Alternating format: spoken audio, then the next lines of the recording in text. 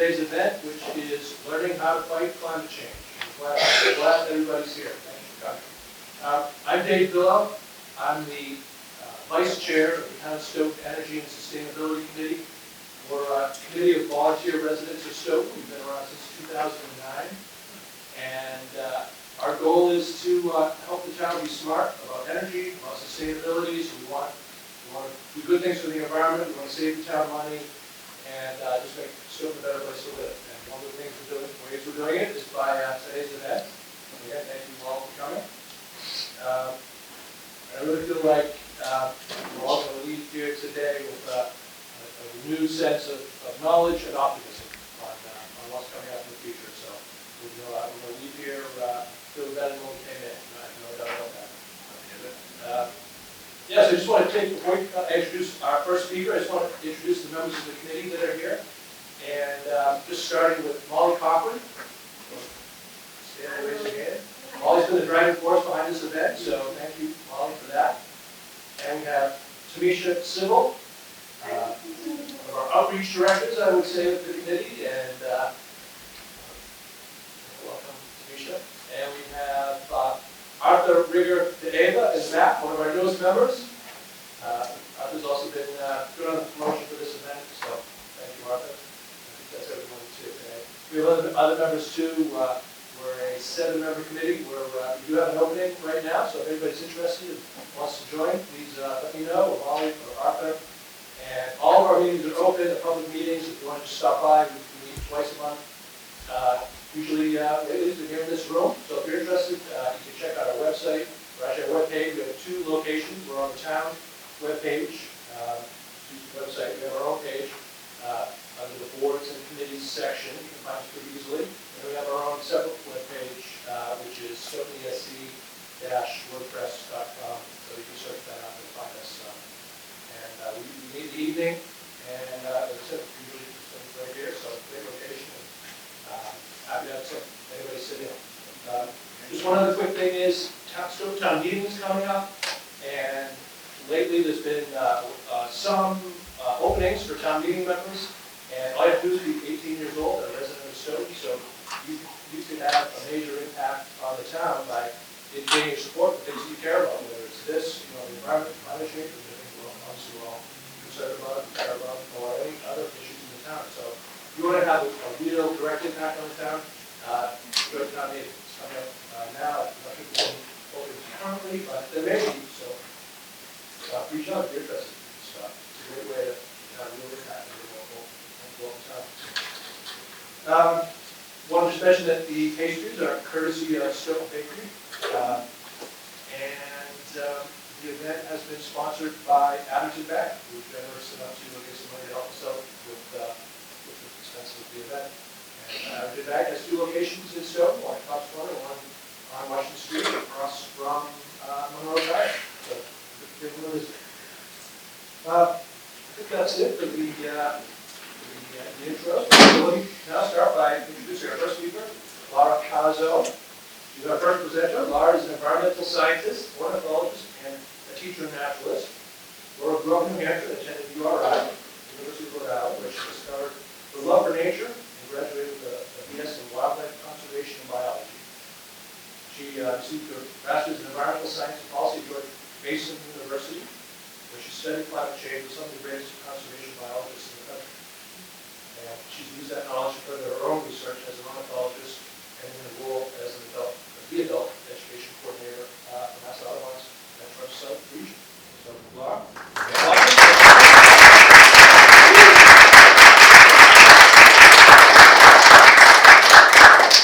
Hi, everybody. Hello. Hi. Thanks for coming. My name is Laura, and I'm going to be giving a talk this morning basically on what is climate change, the definitions that we might hear every day, some of the differences between some of the terms you might hear.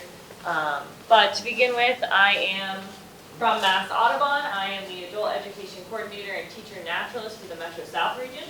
So the Metro South region, we're in that right now for Mass Audubon. We have 4 sanctuaries within this region. The Blue Hills Trailside Museum in Milton. If you guys have ever been there, it's very fun. the Museum of American Bird Art Education Center in Canton, Stony Brook Wildlife Sanctuary in Norfolk, and Moose Hill Wildlife Sanctuary in Sharon. So I go to all of those places to do some adult programming, and of course we have youth and school programming as well through Mass Audubon, but I specifically focus on adult education. And as was said, my background is in environmental science and policy. I specifically am an ornithologist, which means I study birds, but that doesn't mean that I can't talk to you guys today about climate change and some of the important things that I've learned over the years. Can everyone hear me okay? Yes. You guys all good all the way in the back? All right, great. So let's get started. So today I'm going to talk about 4 topics. We're only going to touch really briefly on them as some of our other speakers are going to get into more detail. But I'm going to talk specifically about what is climate change, what changes are we seeing and anticipating, climate change and how it affects wildlife in our region, and also just a couple things that you can do. I'm really going to let other speakers talk a little bit more about that. I'm going to hit you guys with some of the science regarding climate change. So to begin with, I want to talk for a second about how climate change is often perceived in the media. You often see pictures like this. You get many cartoons. It's seen as really big and really dramatic. And if you don't see it like this, you might see images such as this. So really big and dramatic things like the ice caps melting or Australian forest fires, we can link to things like global warming and climate change. And these are really big, dramatic things. These are big images that we see from news articles, from social media, from others that are the ones that are saying, look, this is the climate change. But the thing is climate change is not just in those big pictures. It's also happening right here in your backyard.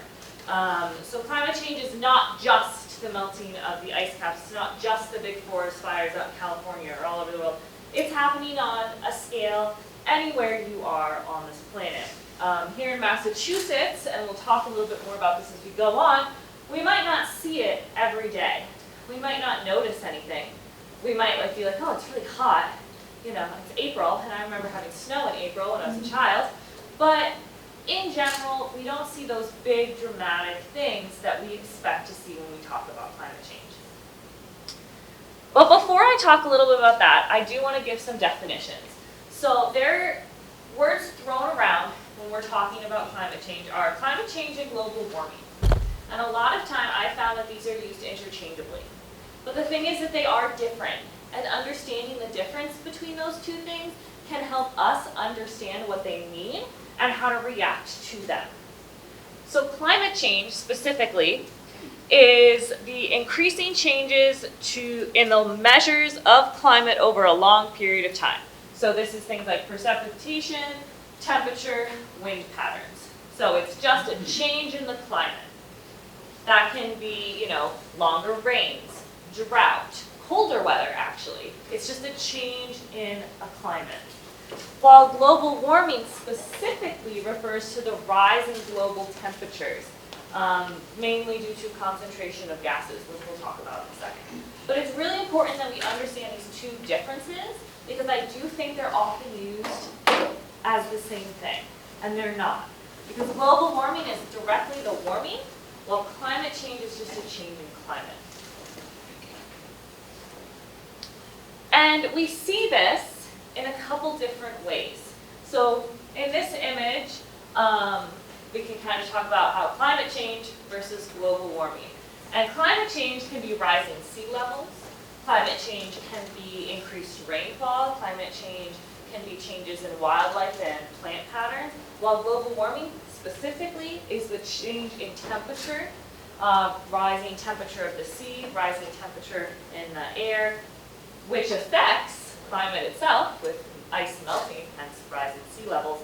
But when you're thinking about these things and you see these words out there, they are different things.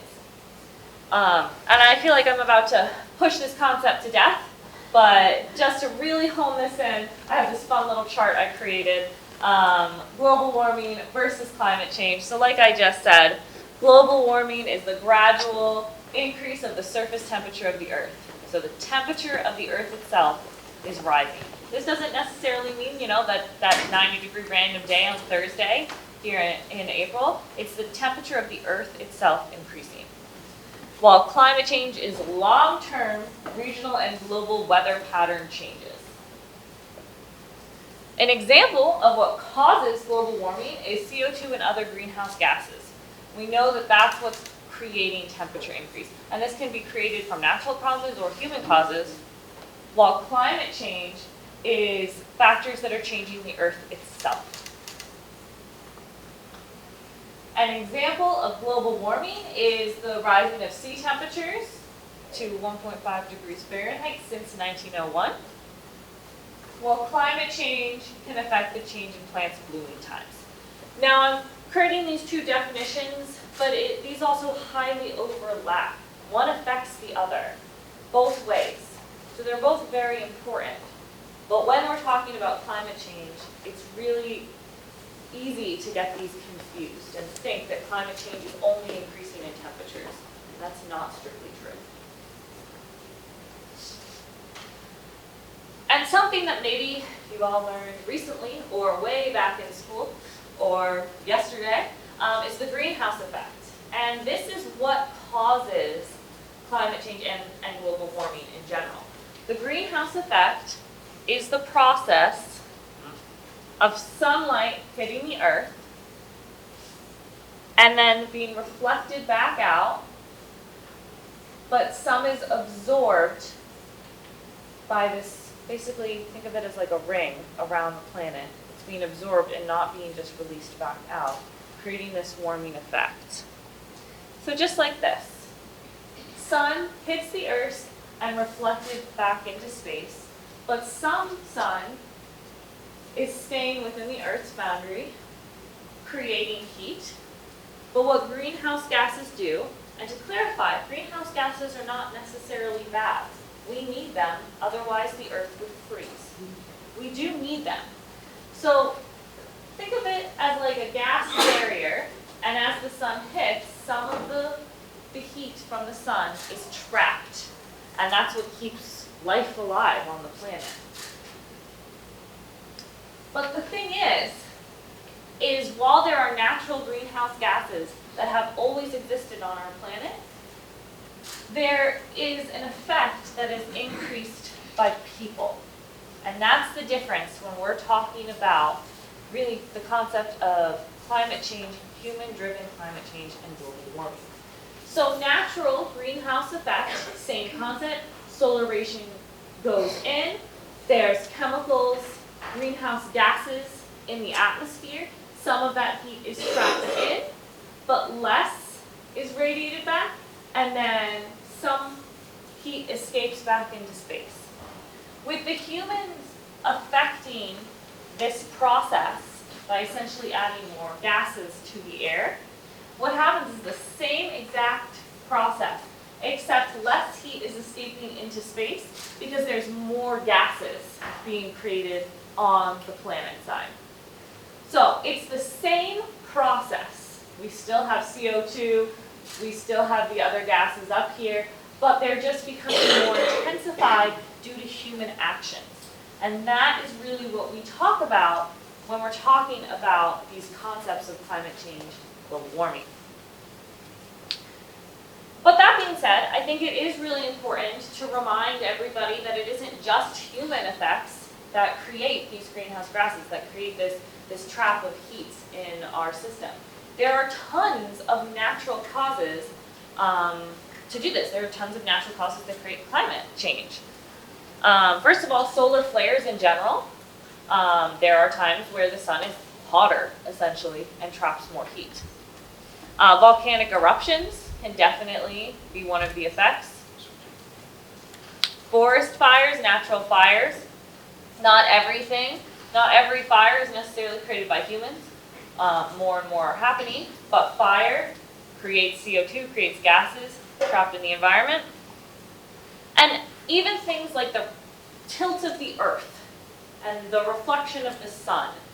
Whatever the tilt is, however it's moving, can trap more gases, trap more heat in the atmosphere. So these are very natural causes that lead to increased temperatures on our planet. And they have to happen because, like I said, if we didn't have those gases in general, the planet would freeze. We need to have some kind of gases trapping heat on Earth. But the problem is, when we really get into talking about climate change, is the human-driven causes. And these are the causes that are not naturally occurring on Earth. These can be linked directly to human involvement. And these can be such as large agricultural processes, pollution in the air from factories, light pollution, lots of solar, lots of energy being used, deforestation, traffic in general. I take that road to go home. It's a nightmare every time, 9 to 3. And again, just big factories, manufacturing. I forget why I have done twice. There's probably a reason. Can't remember it right now. But these are the human-driven causes, and just some of them that we can see in everyday life that affect the gases that are being released. All of these are releasing energy. All of these are releasing things into the air or affecting in other ways. So for example, I said deforestation.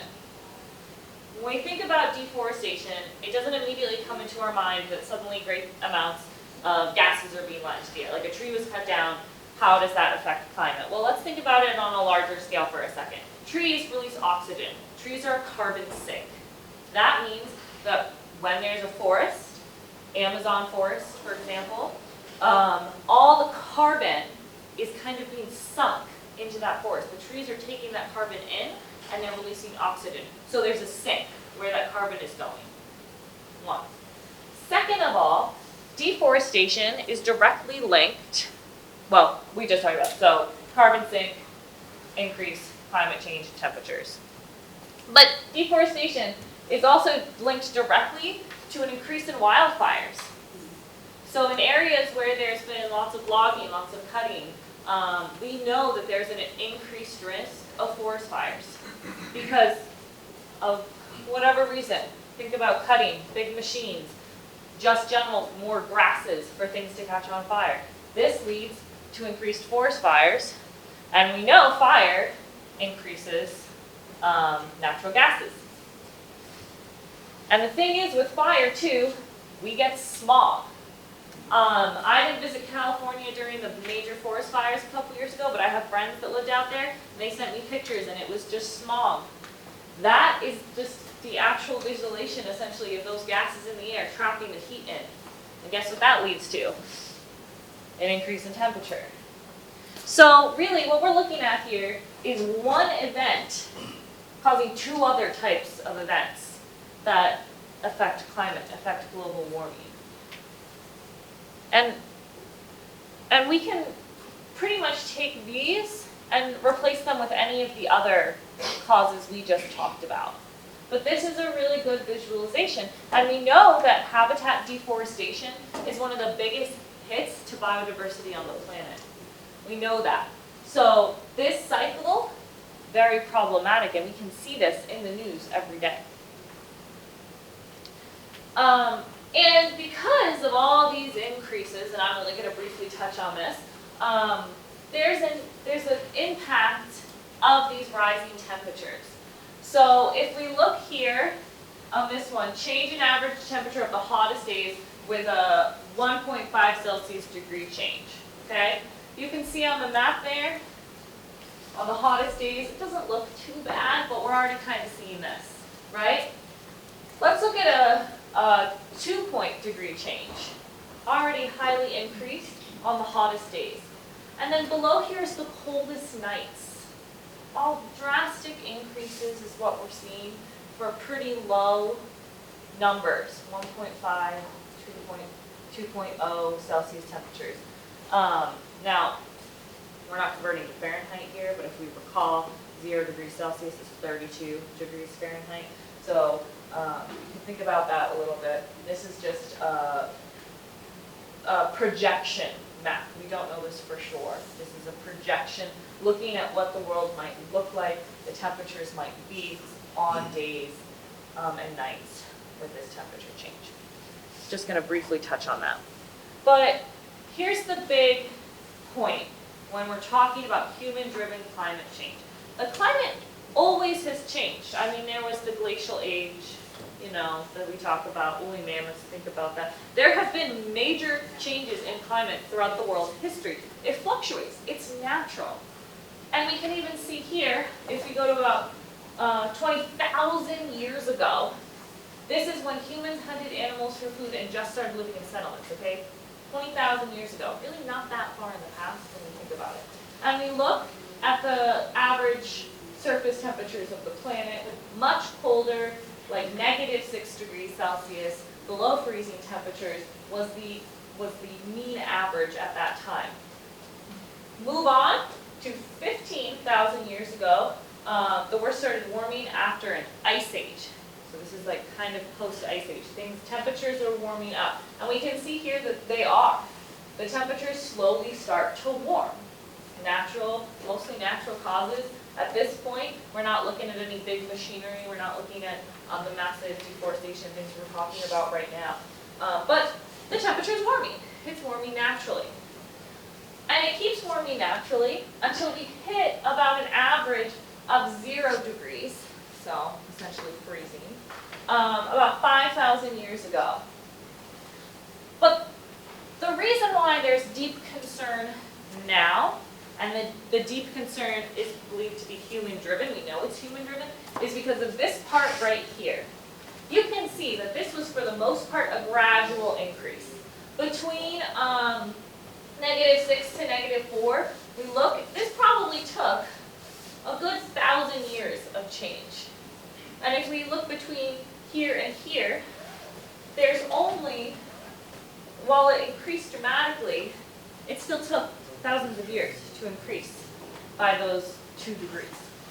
But if we zoom in and we look about 500 years ago, we can see that the average temperature is essentially sitting at 0. But then we look at today, and not that long ago, past 100 years or so, and suddenly we've risen an entire degree in a very short amount of time. And that's the concern. While the temperatures have been rising, we can look at this. It suddenly goes straight up right at the top. And that's the idea that this is human generated. We can see temperatures were increasing over this thousands of year period. But this super dramatic incline that happens, not even, I think they're less than 100, maybe 100 years or so, super, super quickly. And that's what we are really focusing on when we talk about massive climate change and global warming events. That little part right there. And then we're also thinking about higher emissions, so those higher gases. This is a projected timeline. Now, this can change. We can all affect change as much as we possibly can. But these are just some projected timeline. If higher emissions, like all those human initiations I was just talking about, this is the projected average temperatures in 2040 to 2060, basically. And then here's projected temperatures 2080 to 2099. So you can see really high increases if our emissions are high during the next however many years we're looking at. This is a lower emission scenario, so we're lowering emissions, reducing it, trying our best to do that as a global, this is just looking at the US, but you really got to picture this as a global phenomenon. We can see that while temperatures are still going to be increased, it's not as a dramatic effect. And these, again, are just projections. So yes, when we look at all of these things, it's kind of frightening. It's frightening to think about these concepts. And then you see these pictures. And we know all of these things can be reactions of climate change. We know that there can be increased flooding. We know that there's increased forest fires. We know that there can be droughts and massive weather changes and melting ice caps. We know these things. And that's why this concept can be really frightening and scary. And sometimes I don't like to talk about it because it hurts a little bit when you're really thinking about it. Which is why we're going to take a good news break for a second. I like to stop in the middle and talk about these things. And here's a couple things that are going really well in terms of trying to lower those emissions that are happening right now. So a couple of these is massive solar panel projects in states here and globally. There are places where you can get tax breaks or even have solar panels put on buildings for you if you meet certain subsidies. I don't know specifically this, but that is happening. Energy from the sun. Wave technology is really starting to get going. I've talked to a bunch of researchers who are actually currently studying wave technology, and that might be able to be a huge beneficial in creating energy without using fossil fuels. This is a planned city in Germany, actually, where it's complete solar panels on all the roof, no cars, and they're just going to have public transport access in and out of places with really efficient trains. It's actually a really cool concept.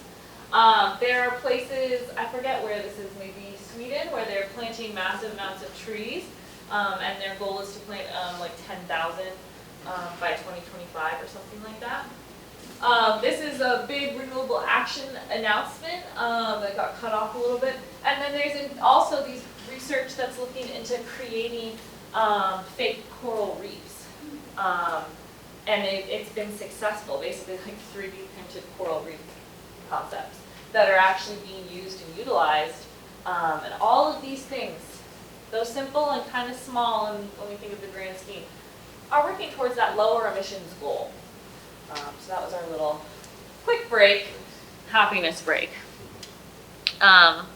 So now I want to talk, we just talked about really big concepts of climate change, like massive global warming, how that's going to affect weather patterns and so on. I want to talk a little smaller, a little bit more local, a little bit more on how you might be able to see the effects of this in everyday life. I'm going to start off by talking briefly about wildlife, because as I mentioned, that is my background, and personally I find this fascinating. So one of the things that we're seeing as an effect of climate change and global warming is bird populations are drastically decreasing here in North America. And why? They're okay with the heat. They go to Brazil for the winter, you know. Why is this really affecting bird species? And it's actually really interesting. So when birds migrate down south for the winter, they actually come back not with temperature. They return up here, mostly due to the angle of the sun. So they're not coming back just because it gets warm. They start migrating, for the most part, with angle of the sun, magnetic fields, all sorts of different reasons they'll start their migration. But for the most part, they're not going to start migrating early because it's warmer. They're still going to be migrating with the angle of the sun. So in a normal year, they're going to arrive back from migration, they're going to lay their eggs, and then when the nestlings, the babies are born, it's going to be peak caterpillar time, because it's been timed for years and years and years with the idea that when the sun is at a certain angle, when they come back, the temperatures mostly remain stable, and by the time that their babies are born, it's going to be the same time that there's going to be massive insect populations, and the caterpillars are going to start coming out, and that's what a lot of these warblers, this is a yellow warbler, are going to feed their young. Here's the problem. Insects don't start coming out with the sun. They start coming out with temperature, which means that what's happening is the birds are sticking to their same timeline, but the insects aren't. The insects are being born sooner. So instead of the big insect blooms happening when the nestlings are coming out and need to be fed, they're happening too early. They're happening when the eggs are just being laid, or they're happening even before that. I mean, there's been some years where it's been really warm in March, and right now I was like batting off mosquitoes the other day, and the birds are not back yet. They're not going to be back till May. So this is just a small effect, but a big impact of one of the reasons why we're seeing, declines of some of these bird species, mostly just because they don't have enough to feed their young because of this change. Another one is salmon and the life cycle. Basically, these guys spend their time when they're not breeding out in the cold, cold waters, and then they travel in stream to the summer temperatures, but the water's actually too warm for them to be able to properly breed, lay eggs, and so on. So this model, which is very confusing, so I'm just going to talk about it kind of basically, is changing the way these guys act. They are sensitive to climate, so like the temperatures of the water, the temperatures in the air are actually affecting when they're spawning, when they're migrating, and how they're going, because the water temperature is actually increasing. And this affects that whole life cycle for these fish. This is actually a fun little one I made up myself. So in the summer, or in the spring, is when the frogs start to come out. You guys have probably heard the spring peepers and the wood frogs coming out. It's great. But here's what happens. Let's say there's a weird, really warm week in February, which has happened. This warm week, these wood frogs, which are super cool, they actually have antifreeze basically in their blood, and they actually completely freeze in the winter. And then they'll thaw in the summer. It's really crazy. These guys will actually thaw out in the summer. And when they thaw, that's when they're going to start going to bodies of water, vernal pools, to start calling, lay their eggs, and so on. But what happens is, well, this little arrow is they make more of themselves. But what happens is you might have that really warm spell in February, and they start to do this. And then suddenly it drops back down to freezing. They can't refreeze once they've thawed out like that.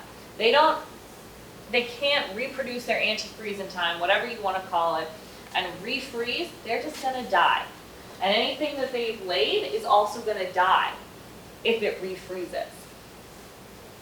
And that leads to less population. Everything's going to die. It's not going to be able to survive. And so we see big collapses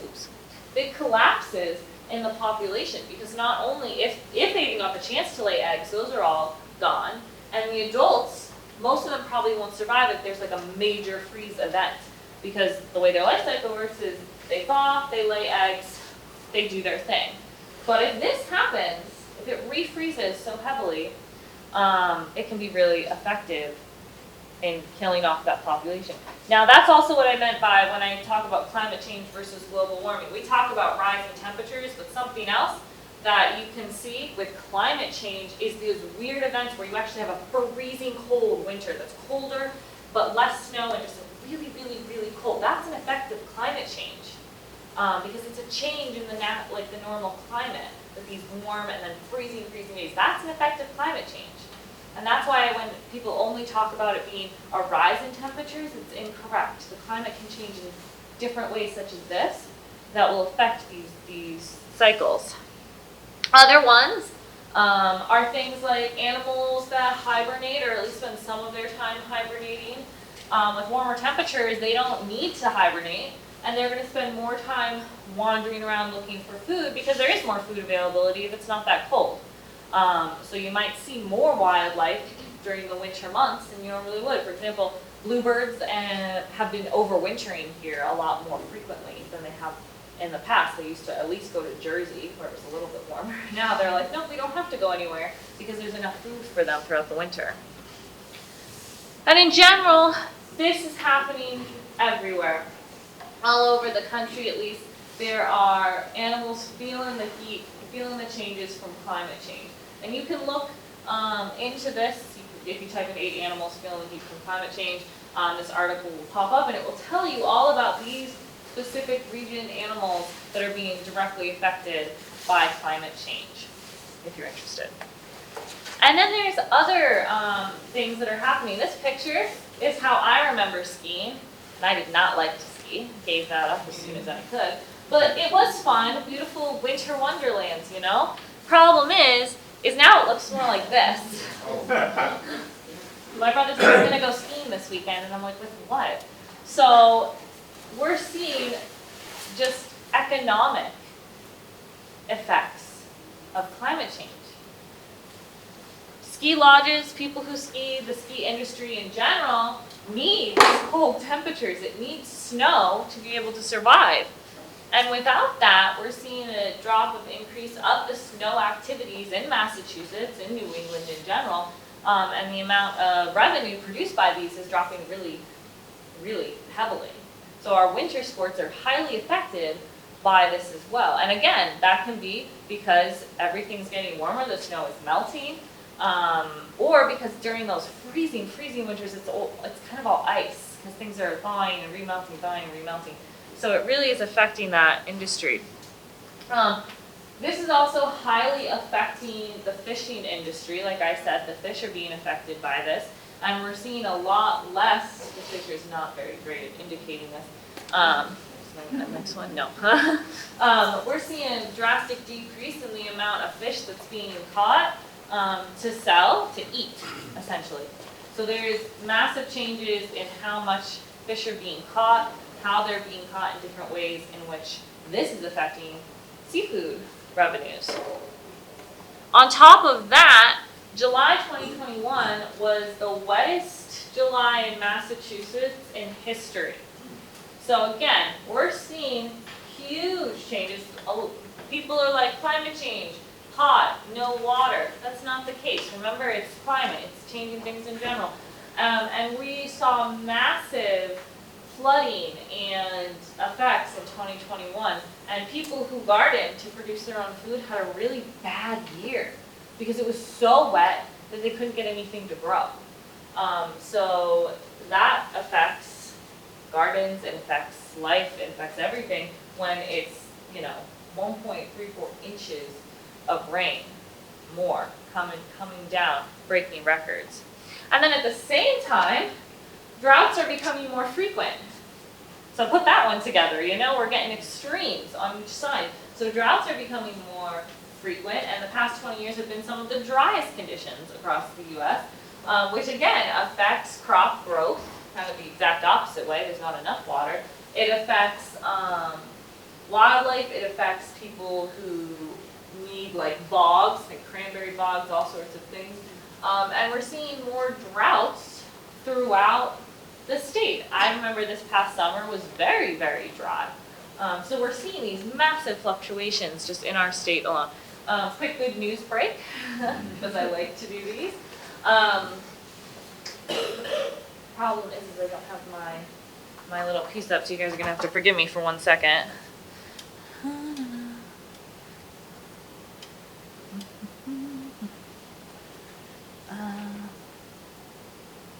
Here we go. I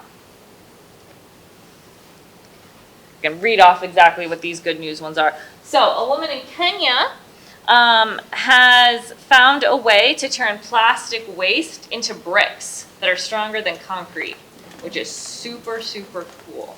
And these can be used to build houses, and are being used to build houses. This is extremely cool. Good news story that can help, once again, reuse plastic. That's one of the huge causes of carbon dioxide.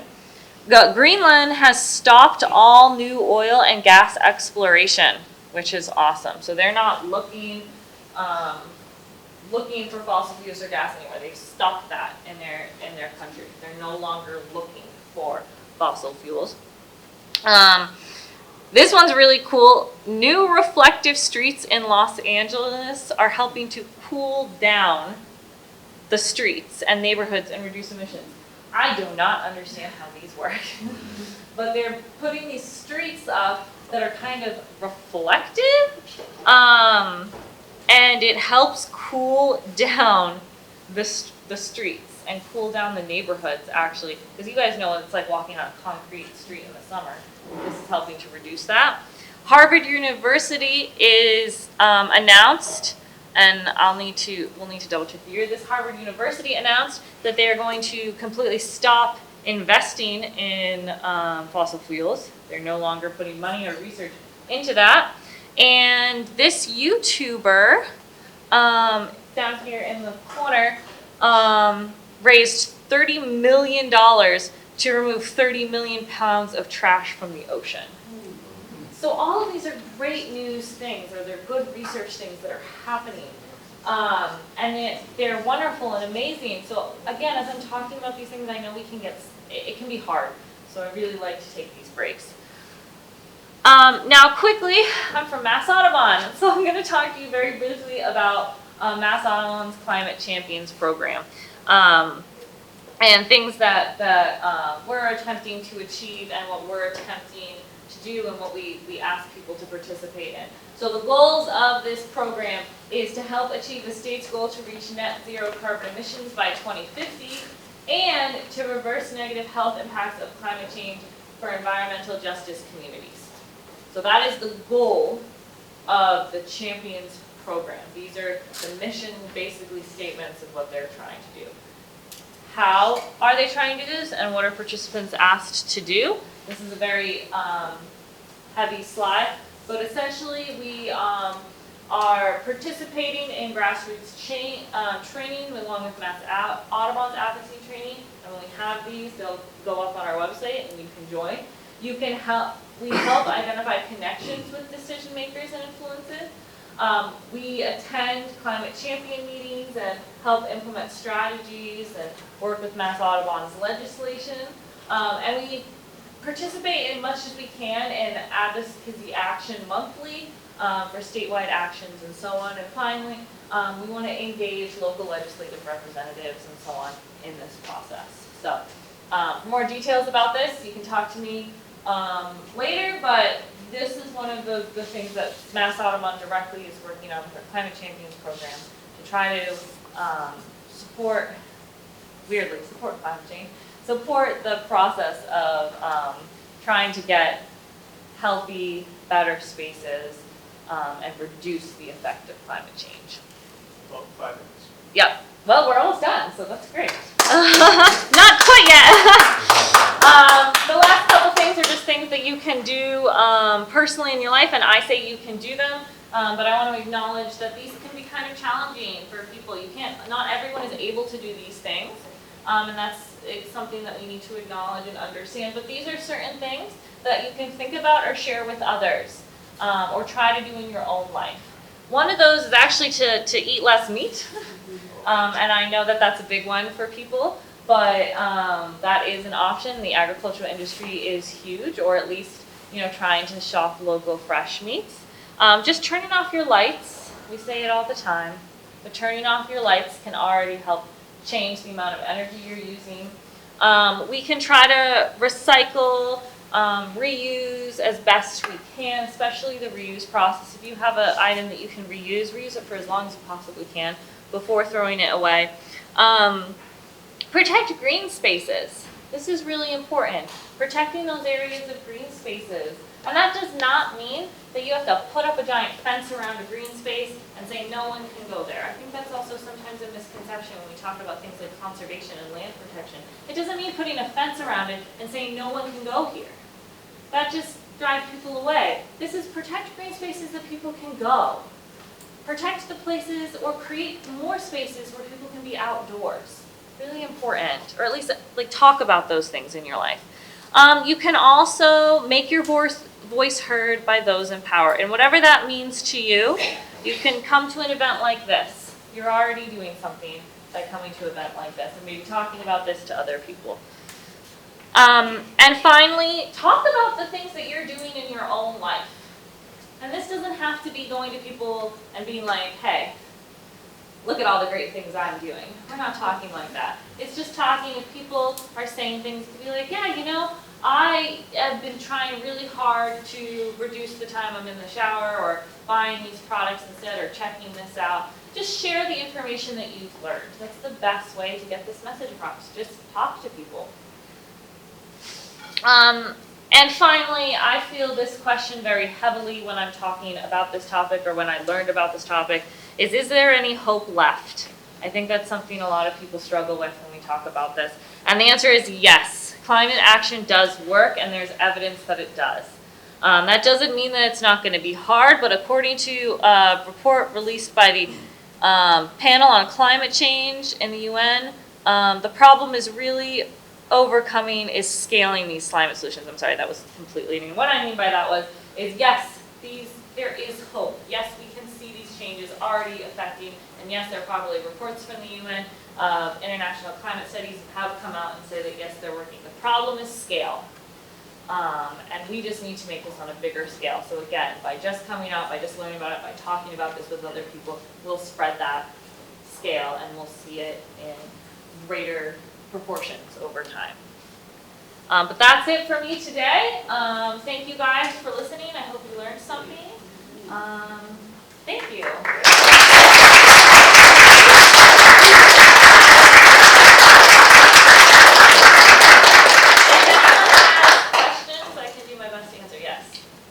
Quick question, I live in Stoughton, and my property is about almost 4 acres, and most of it's a swamp, but, you know, when they built the house, but I occasionally have an opportunity to plant a tree, and I know that they're carbon sinks, but is there any information, I've looked everywhere, to find out what kind of a tree should I plant that's more carbon dense than something else? Well, really, any and there's tree. nothing in any of those books, like tree books or? Well, the bigger the tree, the more it's going to produce. So it's nothing about the type of I actually species. don't know if it's a type or species. I think the thing you should mostly just focus on is a tree that's going to survive. You'd say swampy, so think maple trees, like a red maple tree, will survive that. And then just make sure it's native. I think that's really the best thing you can do. But I don't know if there's trees. Yeah, that's not something that I know, unfortunately. Anybody else? All right, thank you guys.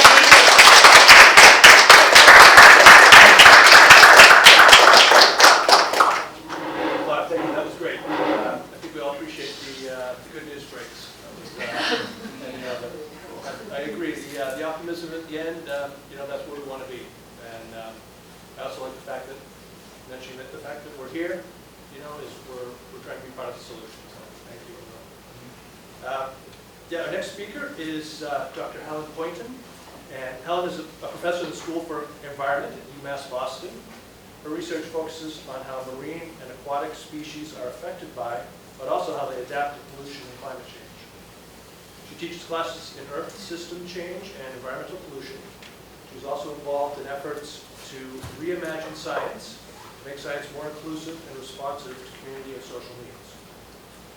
Helen received her PhD from the University of California in Berkeley in molecular toxicology and worked at the US EPA before coming to UMass Boston.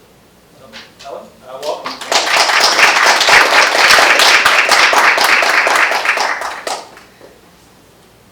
There are a lot of cords back there. I'm going to do my best not to trip over them. Okay.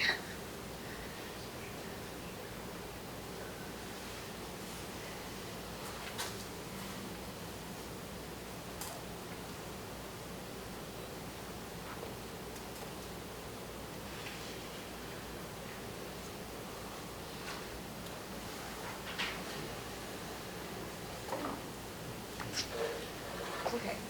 Oh, this is going to be a challenge, not tripping over these cords. Okay, so I'm Helen Poynton. I'm from the School for the Environment at UMass Boston, and I'm an educator. I like to teach, and I don't like to lecture.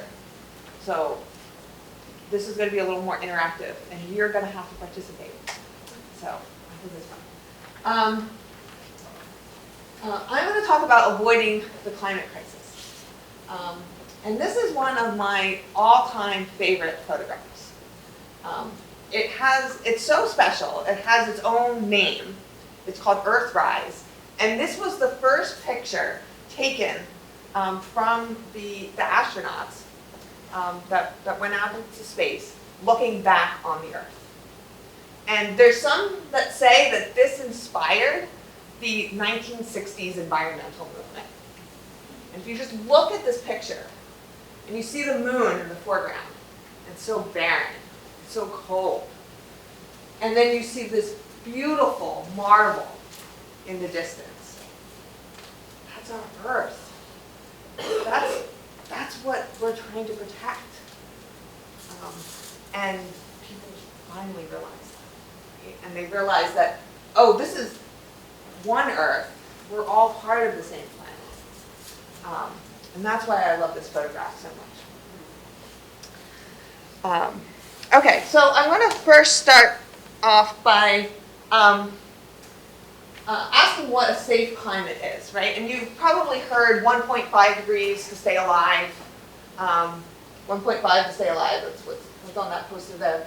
And that's kind of the internationally agreed safe temperature for humanity. I'm also going to talk a lot about, I'm going to use a lot of quotes and references from the International Panel for Climate Change. This is the most respected, most widely recognized international group of scientists. There's like over 15,000 scientists that actually contribute to the IPCC reports. And they're not some fringe group. They're not some like radical leftists. These are the most widely respected, recognized scientists on the planet. Okay? And so that's what they're saying. And some of what they say sounds radical, but it's what the science is telling us. And they say that we can avoid much, but not all. We're experiencing climate change and the effects of climate change today. So we can't avoid this. But we can avoid much of the problem if we limit warming to 1.5. This is 1.5 above pre-industrial, and we're already here at 1.1. We only have 0.3 degrees left to go, which is about 1 degree Fahrenheit.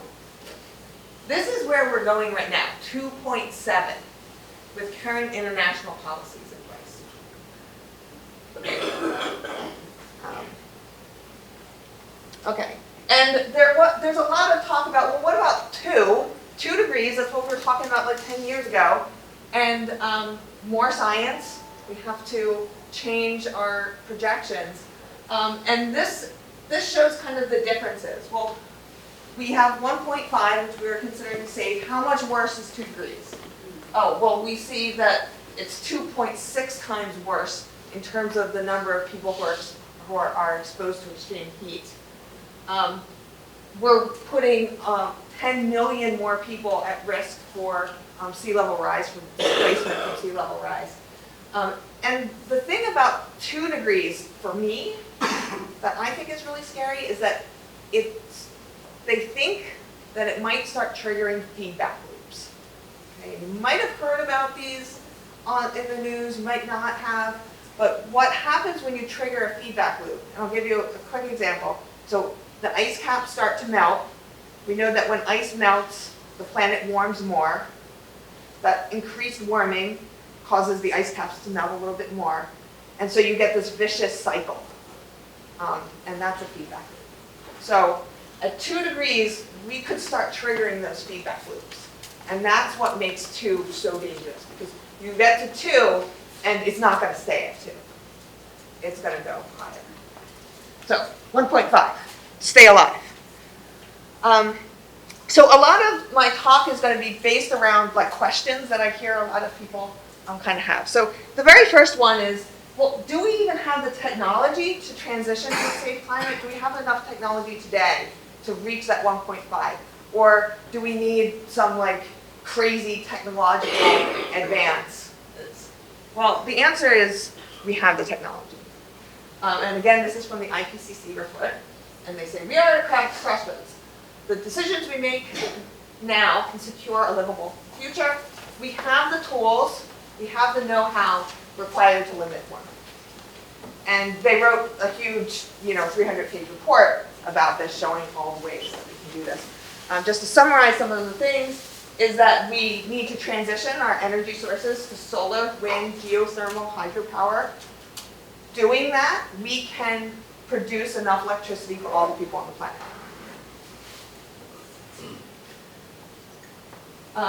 And we have to transition our urban areas. We have to make them walkable, bikeable cities. We have to increase public transportation. We have to green our urban areas. That's going to cut back on heat in the cities, like painting the roads of Los Angeles white. Planting more trees also helps a lot with cooling, and have more efficient buildings. So putting these things together, having green energy sources, and transitioning our urban areas will make this happen. Okay, So the next question I hear a lot is, well, what is my role in this problem? And as a recovering Catholic, I know that guilt can be a really strong force, and that's not what I'm trying to do here. Okay? So although it might seem a little like I'm trying to make you feel guilty, if you just stick with me to the end, you'll see that I'm going to switch this. It's not your fault, right? And it's not my parents' fault. Okay? There's a lot of young people that like to say, you did this to us. And there's certain people that you could point to and say that to. But the average person is not. Okay, how many people have heard of a carbon footprint? Okay, most people. Have you ever calculated your carbon footprint? Oh, okay, great. This is your opportunity. Okay, so this is my carbon footprint here. So some things to notice here.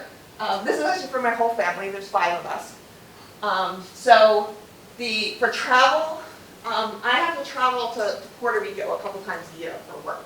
So that's like one of the big sources of my carbon footprint. There's really nothing I can do about that. You can't drive to Puerto Rico, so there's air travel.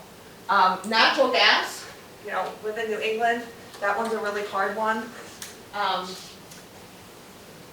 Food, my family is vegan. So this is, for us, this is a really small category, right? And other people are going to see what this is under. But really, it's this natural gas thing, right? And, well, I would love to install heat pumps in the house, but, I don't think that my house is actually built so that they would work. Oh my gosh, do I need to move? Am I a bad person if I don't move so that I can put heat pumps in my house? I mean, that's asking a lot for an individual person. You look on this and it says, oh, I'm 69% better than average. That's the average American. But this number here, 37 tons of CO2 equivalents per year, so that's what my family's emissions are. Tons. Oh my God, tons. The global average is 7 tons per person. So my family is actually above the global average. Okay? And we're vegan, we have an electric car, we do this, and we're still above the global average. Oh my God. Okay, now it's your turn. And so use this QR code. I know that sometimes it's hard to get the QR codes off the computer, so I have some that you can use if you're having trouble. And it has the website on it if you want to use it. If you want to keep it.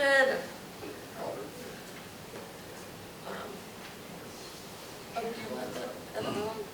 we go.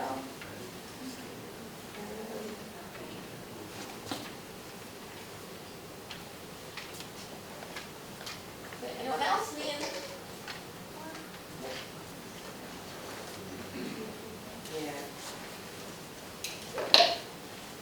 Okay, and so as you do your carbon footprint, and we go through all the little steps there, I want you to take account of what your most important sources of carbon emissions are. What are some of the ways you can reduce those emissions? And the app actually gives you suggestions, but think about the thing with the heat pumps in my house, right? Like we can't really actually do that. So think about that. And then, what are there emissions that you do not really have the ability to reduce? And I love it when people actually break these things down because it helps them remember, and then they can also talk to their neighbors about what they found. So I have some index cards I'm going to pass out and some pencils. People need some pencils. Pencils.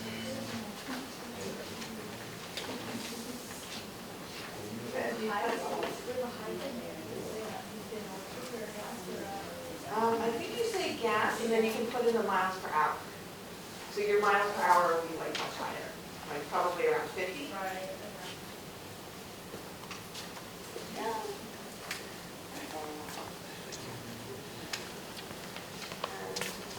Like maybe you can do this with your whole family, so you guys We can. got a 10-year-old in the audience that knows how to make this thing do this work. Pencil? You kids know how to do that, make my phone go to that thing? Oh, me? No, you kids know how to. Get the QR code? Yeah. Just open your camera. That's all. Can you share the pencil? Or camera? So to run it out, like.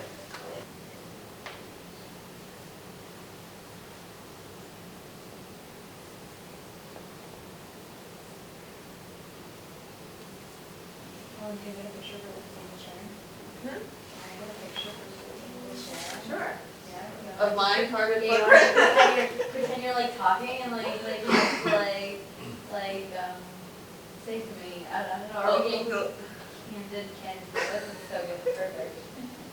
I have a question. Sure. Of the solar water heater, like what do those look like? Are there any chance, there are no chance. What are the chances of them like exploding in the house? Is that a heater that happening? Oh, I have no idea. Okay. I've never heard of that before. Well, it's an option on how to, what I can pledge to do, so, and take action. Right, yeah. So, I mean, but that's like a pretty expensive investment. Well, you know, A lot. Well, it's, you get some break. You get some break. Right, you can get some, yeah. Can you just explain, you referenced the heat pumps, but I just think like the fundamental difference between using natural gas and electricity for your appliances and your heating, like why does that make a difference?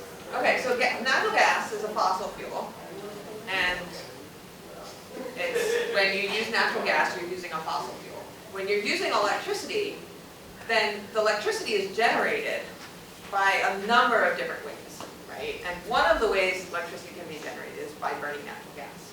So in some situations, it doesn't matter if you're using electricity or you're using natural gas directly, if the electricity is coming from a fossil fuel. And actually, coal contributes to a lot of electricity production in the United States, and coal is the most carbon-intensive type of fossil fuel. But electricity can be generated through renewable ways. You can use solar, you can use wind, geothermal in some places, hydro, if it's done right, can be sustainable. So by transitioning to electricity, we have the option, and we're making the grid greener every year. And so that's why there's a push to electrify everything, and with the idea that we can then make the electrical grid greener. There's also programs, Sharon has a program that be a community-based electricity choice, that because we have the whole community involved, you can buy on 100% renewable electricity through Sharon. And Stoughton just now has a community choice program as well. Yeah. That you can That's great. also, yes, focus on the renewables. Mhm. You join that. That's great. Okay, I would like to move on.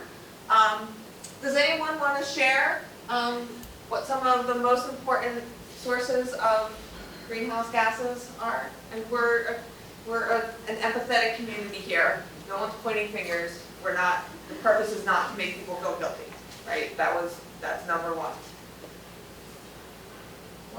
I laid bare my whole. Yes. Well, one of the things that I did is my water heater, I have a well, so I think I get 3-4 years out of a water heater, it's a lot. So I'm always replacing the damn thing because I guess the water. Because of the hardness of the Yeah, water. hardness, Yeah. maybe.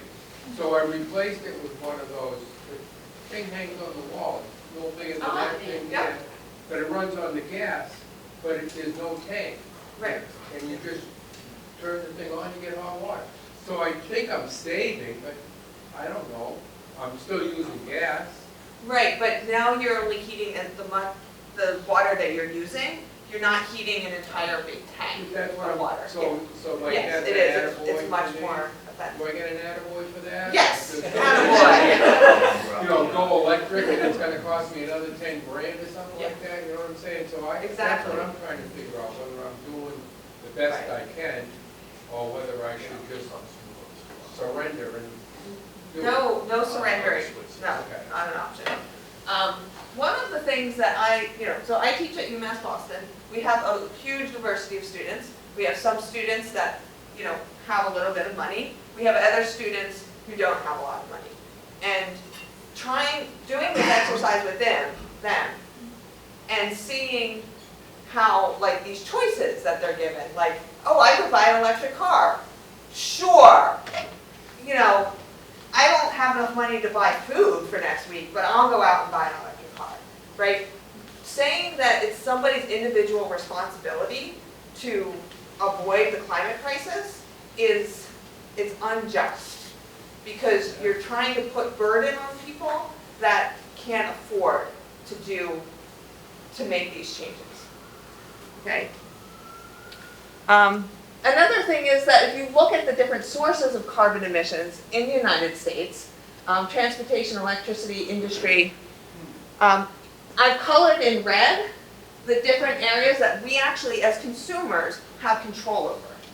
So the remaining emissions are produced by industry, by the military, and by commercial sectors. So we don't have anything that's still in blue. We don't have any control over. And I even colored in agriculture, right? Which we don't that's arguable whether we have control over that. So in total, we can, as consumers, control 30 to 40% of carbon emissions, right? We have to get down to 0. What happens to the other 60? And so my kind of take-home message here is that we're not going to avoid the climate catastrophe through individual responsibility, okay? So don't feel guilty. It's not your fault. It's the structure's fault. Yes? What is that largest segment that we can do something about? This is transportation. Transportation. Yes. So transportation you can affect by riding your bike, by taking public transportation, by electrifying your vehicles. On the electrifying your vehicle, I just bought a new car, first new car I bought, and it's like a Subaru. And the thing gets, I can drive that car forever with a tank of gas. But if I sold that car, and I'm using it going around town, so I will die with that car, because I'll never use it up, because I don't drive that much.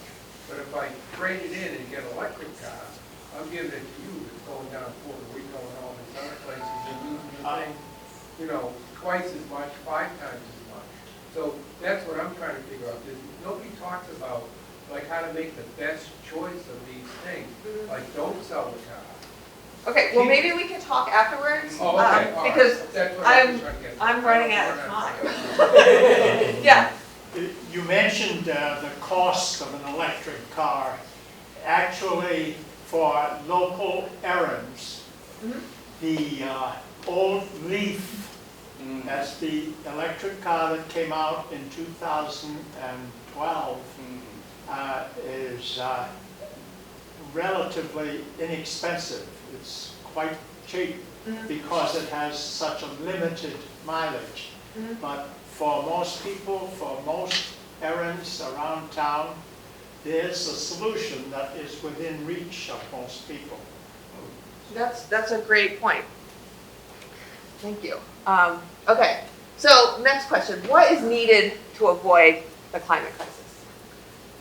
So this is from the UN Secretary General, Antonio Guterres, and he made this statement after the last IPCC report on mitigation was released about a year ago. And he said, in short, our world needs climate action on all fronts. Everything, everywhere, all at once. So what does, I just wanted to make a point of 2 different terms that you're going to hear, you probably hear a lot. Mitigation is preventing climate change by reducing or ending greenhouse gas emissions. Okay, so it's what we're doing to stop greenhouse gas emissions. And adaptation is adjusting to future impacts of climate change. So the climate change that we're seeing today, if we try to adjust to that, that's adaptation. And that's what's on your pencils, which is just kind of weird. But anyway. So this is what the IPCC report said that we need to do. No new coal, phasing out of coal by 2030, ceasing all leasing or funding of new oil and gas, stopping expansion of existing oil and gas reserves, and ending oil and gas production by 2050. Okay, remember this. Ending oil and gas production by 2050. It's going to come up later. For adaptation, a lot of what they talk about at the international level is delivering climate justice to frontline communities and providing finance to countries that were never involved in creating the climate crisis, but they're the ones that are experiencing the most of it. And so just think of, for example, the Pacific Islands, that a lot of them don't exist very much higher than 5 feet above sea level. And so they're losing land like every day due to sea level rise. Okay, so what, yeah, we have to end oil and gas, but what does this look like? How do we get there? We need structural approaches, right? It's not the individual's responsibility. It's bigger than that. It's structural changes. We need to make the conditions so that I don't even have a choice of using natural gas anymore, right? So we need public investment, like World War II style public investment in green infrastructure, new energy grid, and the redesign of those urban areas. And a just transition program, which I'll talk about more. We need strong regulation of greenhouse gas emissions, combined with fee and dividend carbon taxes. And so what this does is it provides income back to people who are paying higher prices for oil and gas. And it is a just way of increasing the prices of oil and gas. And then ending subsidies for the fossil fuel industry. Just ending them. That's it. Some more definitions. Net zero versus real zero. So the terms carbon neutral and net zero, they're almost the same. There's slight differences between them, but we're going to lump them together because they allow for offsets. So that carbon emissions can still be produced, but then they're counteracted by either carbon avoidance strategies or carbon removal strategies. So carbon avoidance is putting solar panels on your house, right? You can actually get contacted by a carbon offset company they'll say, I'll pay you money to offset the energy produced by your solar panels. And what that allows is some other fossil fuel industry to pollute on your behalf because you have these solar panels on your house. So say no to that. And then carbon removal strategies are things like peatland conservation in Borneo, which is displacing the local people. Okay, and so this is so that Europeans can continue to burn fossil fuels. They're establishing peatland conservation lands in Borneo and kicking people off of them. So net real zero is keeping it in the ground. And we have the technology to move off of fossil fuels. So what's stopping us? Well, the fossil fuel industry will fight for profits on their investments. And this term becomes really, really important. It's called stranded assets. This is stuff that the fossil fuel industry has already invested in. They have this reserve of oil. It's underground. And they've already paid for it, and they want to see their return on that investment. In order to reach 1.5, 50% of gas reserves, 30% of oil reserves, and 80% of coal reserves have to be left in the ground. And those fossil fuel industries are going to lose money. That's not acceptable, right? To them. And they have enormous political influence, okay? Such that just a month ago, the Willow Project was supported, right? By the Biden administration, the climate president approved the Willow Project, which is going to increase carbon emissions in the U.S. by 1.6%. And when I showed this slide to my husband, he's like, that doesn't sound like very much. It's like, you can't say 1.6% in front of a crowd of people. Like, it might sound a lot to you. And he's like, what you need to say instead is it's the equivalent of 7 new coal-fired power plants. It's a 30-year lease, right? Add 30 to 2023, we're at 2053.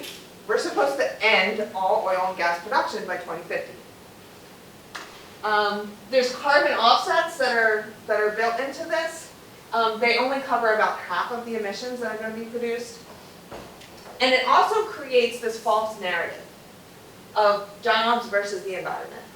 So the major union in Alaska, the union leader said, 100% of Alaska's unions are in support of the Willow Project. What can we do instead of this? What's the alternative? And that's the just transition. And that's moving from an extractive economy here to a regenerative economy. So what does that mean? What does that look like? Well, so in the extractive economy, we have power that is centralized.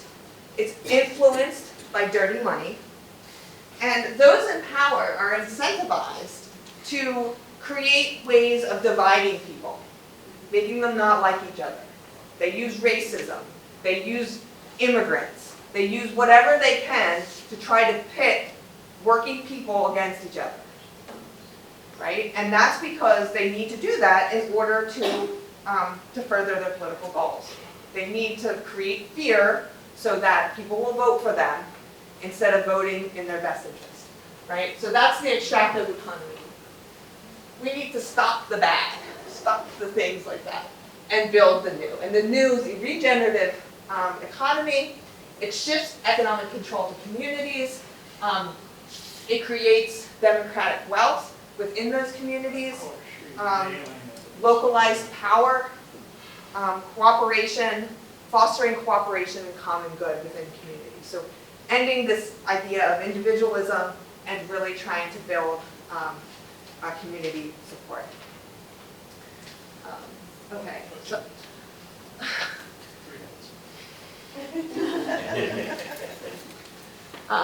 So this isn't like pie in the sky either. It's like happening already. So for example, in 2018, Spain had this just transition for coal miners. So it decided in 2018, we are shutting down all coal mining in the country. But instead of upsetting the workers and just letting them out to dry, they provided early retirement for all of the coal miners and did restoration and revitalization projects in the communities that were most affected.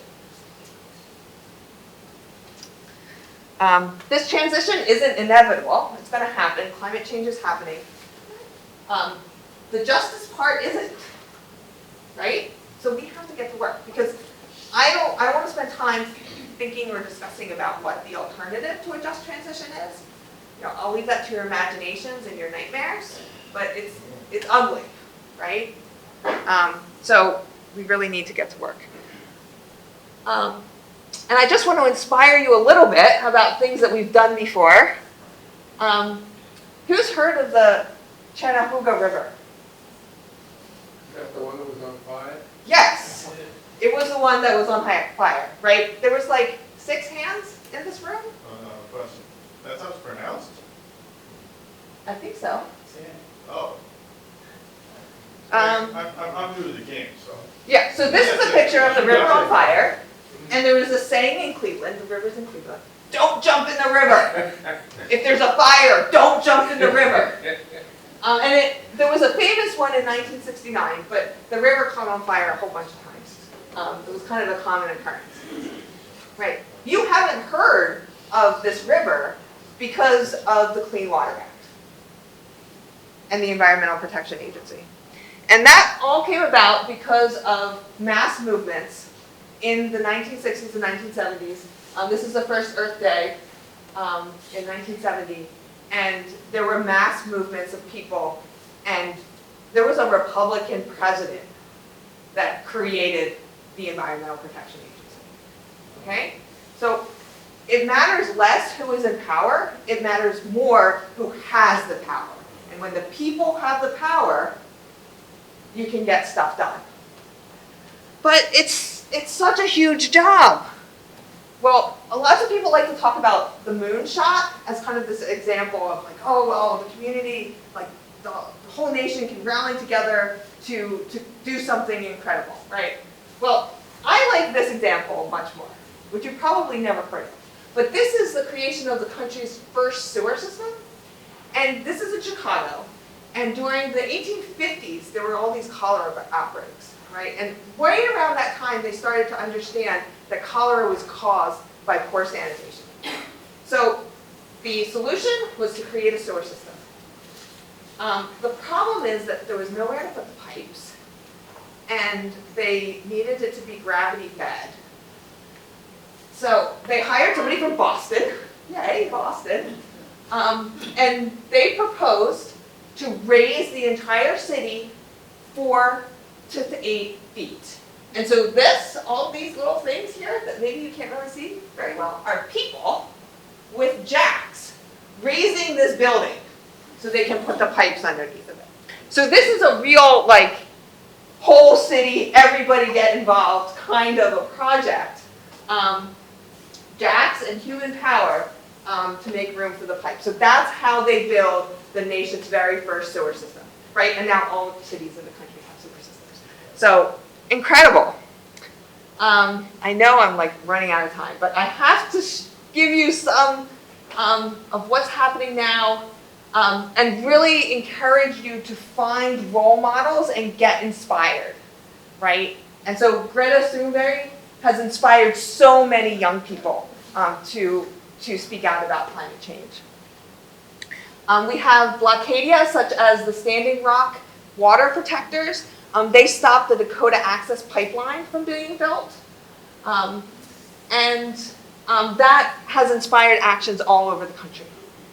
Other things that we need to do is to act locally.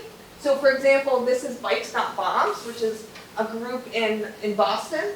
And their mission is to use the bicycle as a vehicle for social change, achieve economic mobility for low income and Black residents of Boston, as well as in the global South. So they have a program where they bring bicycles to Latin America as well.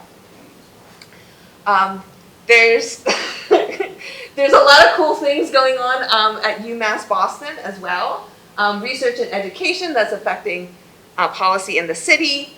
We're exploring nature-based solutions through the Stoughton Living Lab. We're also we have a center for climate justice called the Sustainable Solutions Lab. So we're centering stories around climate justice. And then we're also empowering youth to build a just future. So giving them the tools and the training so that they can take ownership of their own futures. So last slide. What can you do?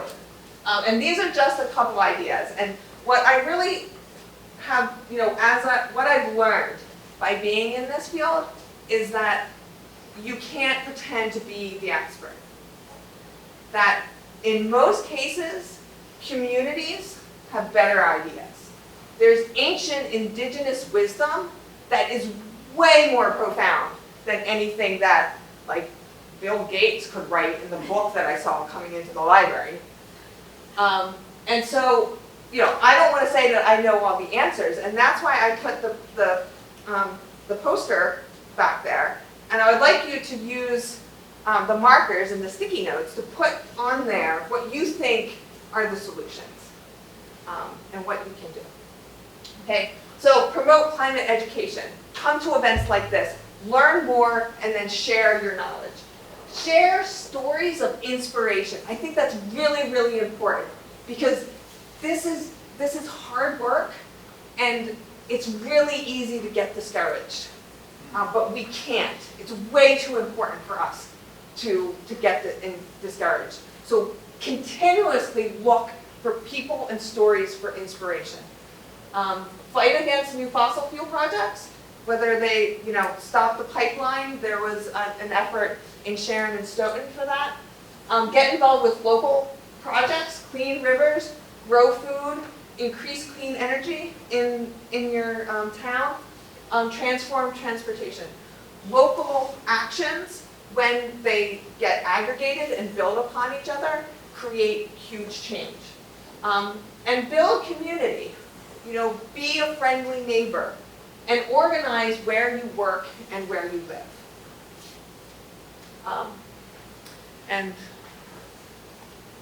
With that, I'd love for you to continue the conversation on that the giant sticky pad over there. This is my contact information. And then another plug for Green Day, which is Sunday, May 7th at the Sharon High School. So you'll get a chance to see me again if you go to Sharon Green Day. And so that's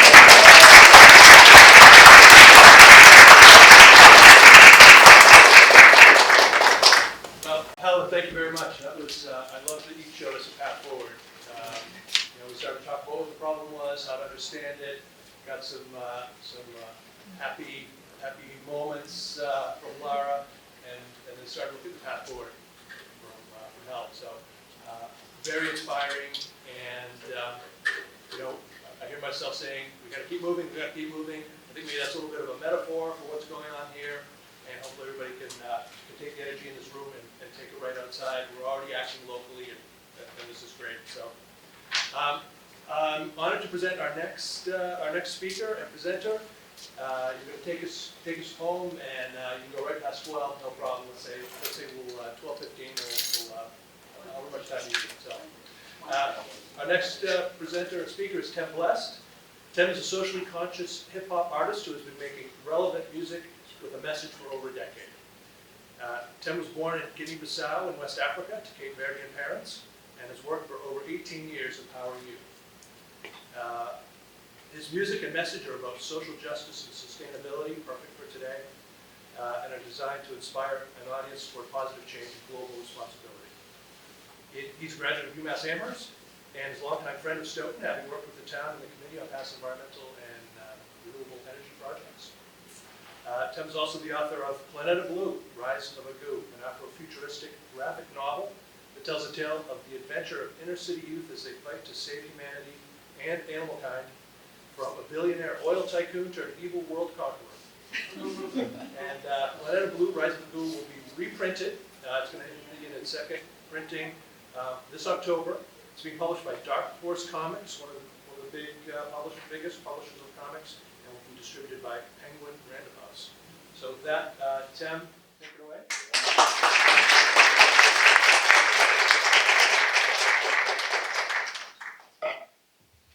Yeah, let's give it up for our previous speakers. So, this generation will be this generation to solve the climate crisis, right? And with that, when I say generation, I want you to say now. When I say take action, I want you to say now, all right?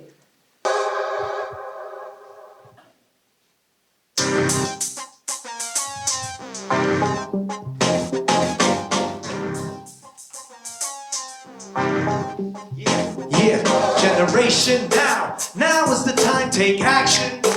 Your time to shine, generation. Now is the time, take action. Your time to shine, generation. Now is the time, take action. Your time to shine, generation. Now is the time, take action.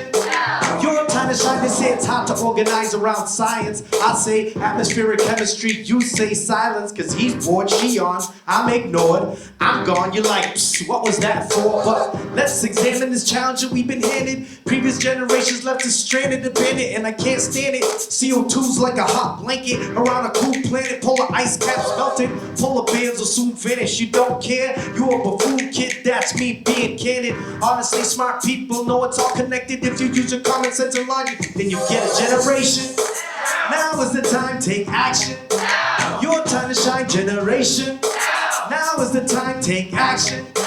Your time to shine. Word, say word, just the tip of the iceberg. Category 5 hurricane, not a nice word. Katrina, FEMA, climate change, Hiroshima. We can build a brighter future. You label me a dreamer. They might say that I'm a dreamer, but I know I ain't the only one. I'm golden, son, solar powered with a golden tongue. I'm hoping, son, we'll come together and overcome. This climate crisis is affecting everyone like 1, 2, 1, 2. What you gonna do? Change the way that we live it, cause we need to. I'm talking about changing your lifestyle. It sounds wild, but I guarantee that it will worth your while. And if you're wondering where to begin, get your boy 10 Bless break down the top 10 like 1, 2, 3, 4, 5, 6, 7, 8. It's 10 Bless and Bless Energies, one creation. LEDs innovation. Those old light bulbs replaced them. 2, unplug your stuff when they're not being used. Cell phone charges of vampires, dude. 3, buy green, buy less, buy local, buy fresh, buy organic, and yes, buy blessed. 4, be aware of what you wear. You got 14 sneakers, do you need another pair? Like 5 or 6, I'll throw you in the mix. I say reduce, reuse, recycle, that's it. 7, get off of the water that's bottled. You ought to use a reusable with filter tap water. Like 8, to reiterate, eat local. I gotta start it, shop at the farmer's market. 9, it's about time to cut some carbon off. At least one day of the week, bike plus a walk. 10, tell your family and friends, put out the word and help they comprehend. Generation, now is the time, take action. Your time to shine, generation. Now is the time, take action. Your time to shine, generation. Now is the time, take action. Your time to shine, generation. Now is the time, take action. Your time to shine. Make some noise out there, y'all.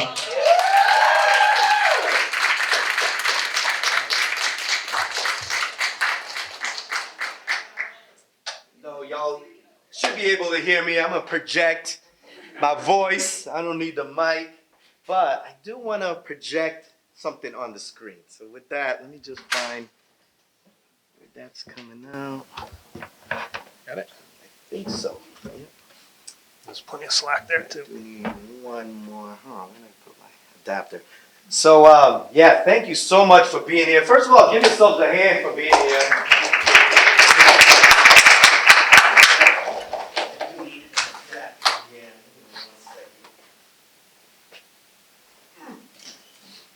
Give it up for all the organizers of this, especially my man Dave.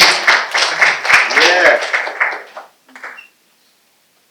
Because we know and we need, and we've been reminded, we need people power, right? That's the importance of all this. It is about people. All right.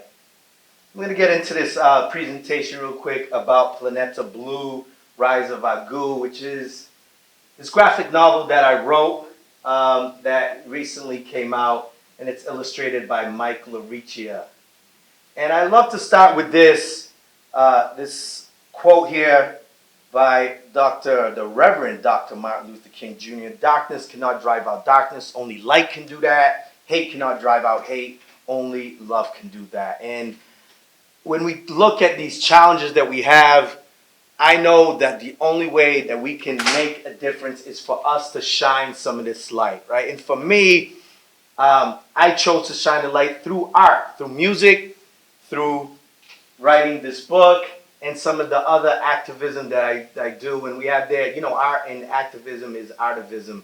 That's a word there. But we know we can't do it all, right? And that's, I think, the importance, especially when you talk to young people who's like, you're not going to be able to do and solve all these challenges, but you can do your part. So what is your talent? What is your little light that you have inside of you that you need to shine? And we need more people to shine that light. And so here's the cover and the back cover, if you will, of Planeta Blue that just got recently released. And it was a process. I think that's what's important for all of us to understand, that these things don't happen overnight. Just like we weren't conceived and then just born, right? Our moms were, we were inside our mom's womb for like close to 10 months, right? And that took time, and it took a lot of effort. It was painful for us to be born. And so this book took over 5 years to complete. And it's important to understand like why we do anything, right? That's the importance. And I try to tell my children because this book started with bedtime stories that I was telling my children. I have 4 children, 4 kids, 3 boys and a little girl, Aura, who's 4 years old now. And it was important for me to not only tell them these stories, freestyle these stories at night. They didn't just want to get the stories from the books. They wanted Daddy to tell them the story. And this story came to me in that form at first, just these bedtime stories. But I was aware enough and conscious enough that this story kept coming back, right? So it wasn't just a one-off story at night. It kept building. There was more chapters to it. And then I started thinking about it during the day. And I started thinking that, like, wow, this story actually feels good to me telling it, right? And as artists, any artists out there, any creative folks out there, yeah, you can tell sometimes when something feels right to you, that it's landing for you, because they gotta feel right for you first of all, right? And then it's like, will it land for other folks? And I saw the enthusiasm that my children were having with the story and how exciting it was. And when I was talking to them about some of these characters, they were also getting excited and adding their input in it. And so I was like, wow, this story feels good. It feels like it's landing with the audience that I'm intended. And I also wanted the characters to look like some of the people that were around me, people in my home, people in my community. At the time, I was living in New Bedford, Massachusetts. And so I'd been working with youth for over 18 years. I was working at Youth Build when I started writing this book. And I was like, man, there's not as many stories for these youth of superheroes that go out there and do these amazing things as we'd like. So this is pre-Black Panther, right? This is pre even Moana, right? So there was a lack of some of this representation in the stories that I was seeing out there, that I was being inspired. You know, I like to tell the story of Star Wars, right? I'm a big Star Wars sci-fi fan, right? And until Lando Calrissian showed up, I was identifying with Chewbacca. You know what I mean? That was my dude, right? And it was like, wow, that's, you know, and I laugh, and we all laugh, and we should. But, you know, it's kind of sad that, like, okay, and then luckily, you know, Lando Calrissian showed up, and he was cool, but, you know, he kind of sold out Han Solo for a while, and he, you know, had to redeem himself. But representation matters, right? It's important because, you know, I couldn't see myself in Luke. I wanted to, right? I know I have the Force within me, right? And sorry for those of you who aren't into Star Wars that I probably lost out. But the idea is that we all have this force. We all have this power. We all have this talent. Really, we all have a talent, right? And so it's how do you harness that? How do you take the time to sit silently, right? I'm a big proponent for mindfulness and meditation, right? So how do you sit silently and ask yourself some of these questions, like, what am I doing? What is my carbon footprint, right? But who am I, really, right? Who am I, and what's my purpose here? And we know that we all got to get involved if we're really going to solve this climate crisis. And so for me, this book is part of the solution. I believe that, you know, I believe that as I was writing it, it's part of the solution to inspire other people, young people to older folks. I'm one of those people that still reads graphic novels, but it's also part of Afrofuturism, right? And Afrofuturism might be a term that you're not familiar with, but it's speculative fiction in literature, music, philosophy, and culture that envisions a future where Black people are masters of their own destiny. All right, and so for those of you maybe 30 and over, you can think back, right? Whenever there was a sci-fi movie and there was a Black person in it, they probably weren't going to make it to the end, or a horror movie, right? They probably weren't going to make it to the end. They were kind of, for the Trekkies out there, they were the red shirts, right? They weren't going to make it to the end. And so what's amazing about Afrofuturism is that it's showing people of color in the future, but thriving, right? Masters of their own destiny. They're just not side characters and, you know, here comes the hero saving, the world or the community, but they're actually at the forefront. They're the protagonists. They're the superhero along with everybody else.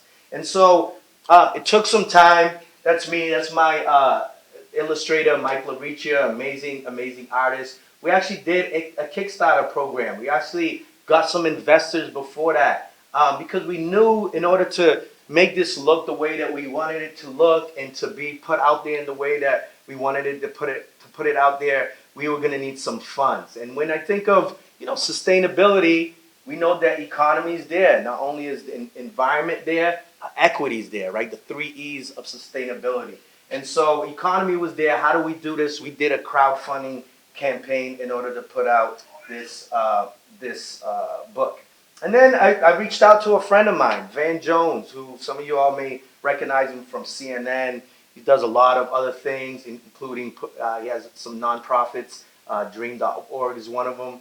And he had come down to a conference called Connecting for Change years back, 2007. That's when I met Van, and it was one of those situations where it was an environmental conference, and there wasn't too many folks that looked like me or Van, right? So folks were like, "You gotta meet him," They kind of brought us together, which I was glad for that, right? Because Van is amazing, and he's done a lot, including writing the foreword for our book. So Van took the time for that, and that was important to solidify and to validate this project. And also, this is some concept art. I knew I wanted some of these young people here, and originally the book was going to be focused on 2 men.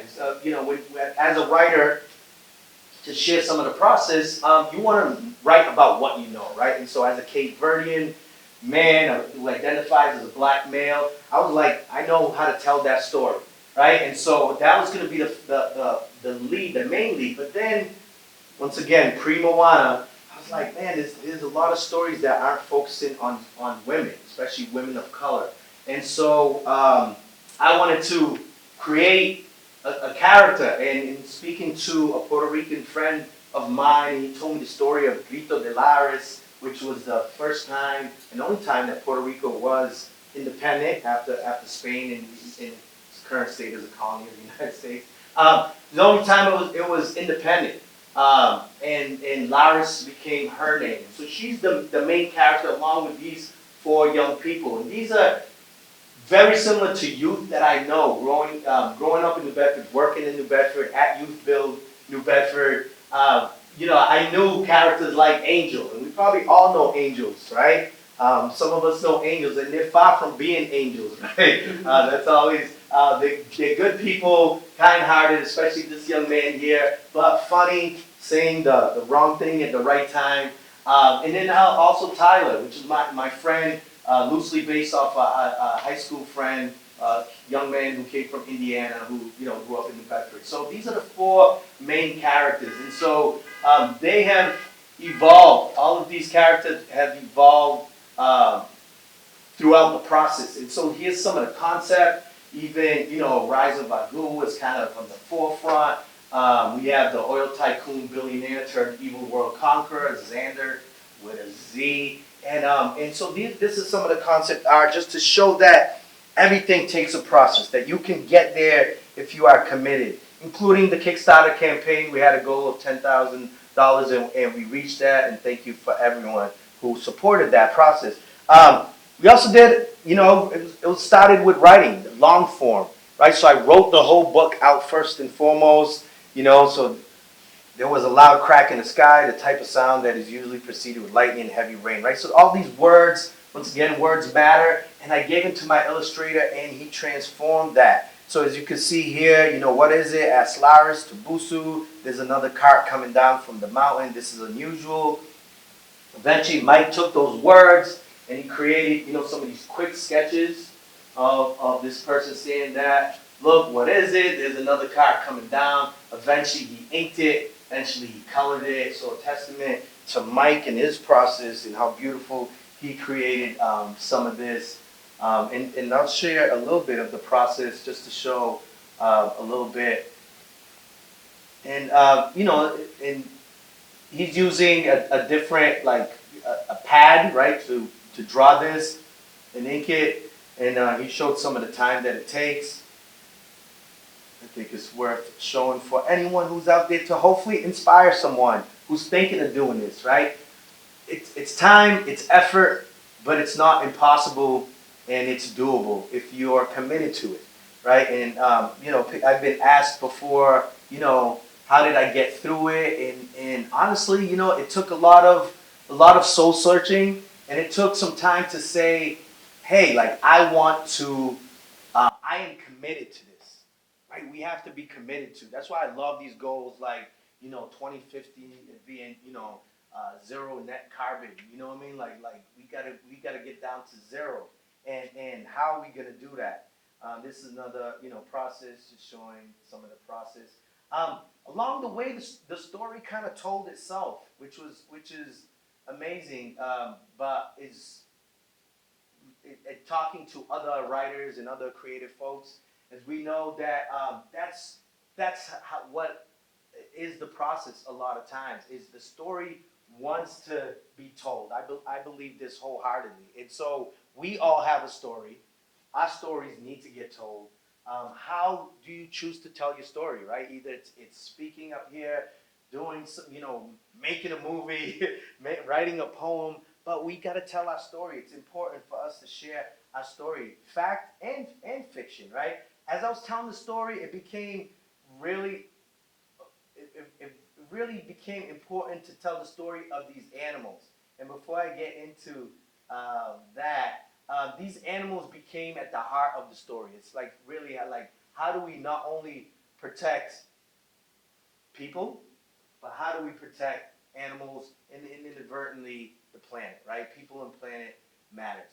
I would like to read a little bit of the story just so you get an idea. And this first scene is taken right out of a summer program with Youthfield with some young people at New Bedford, down at the beach, as we are looking for wampum shells.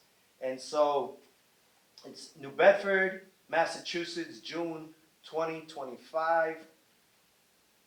I'm sorry, June 25th, 2029. We will never forget the day that the world broke. Sorry, yeah, fix my lips. This got to be the hottest day this year. You're always complaining, kid. Guys, would you give it a break? I'm trying to learn something here. Tumek, could you talk some sense into these two fools? Who are you calling a fool? Chill, Angel. Yo, isn't that the wampum shell you need to complete the scavenger hunt? Woohoo! Splash. Yes, yes, yes, yes, yes. I win, right, Mr. F? Yes, Mr. Guevara. Seems that you have found the last item on the scavenger hunt list, making you the winner? No, tied for first place with your sister Laris. Oh man, it's okay, little brother. I still love you, Angel. Get off me, La. Yo, Tumen, you want to go and dive off of the 12 after we get out? You're crazy, man. I might jump off, but I ain't diving. But yeah, I'm down. You two better be careful. I hear a kid almost drowned jumping off that high from that abandoned dikes.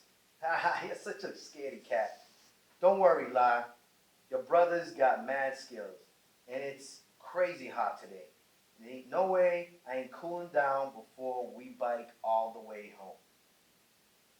This has been the warmest summer ever, with the average temperature in the low hundreds.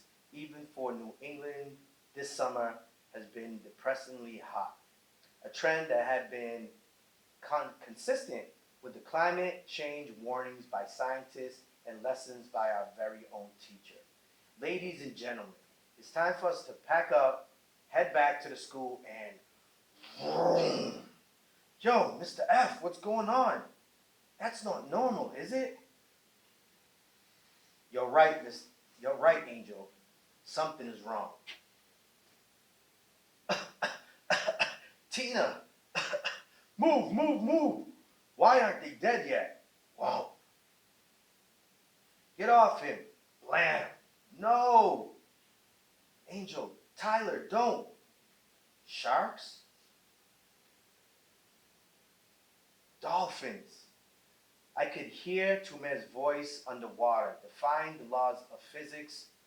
What we all thought was impossible was really happening.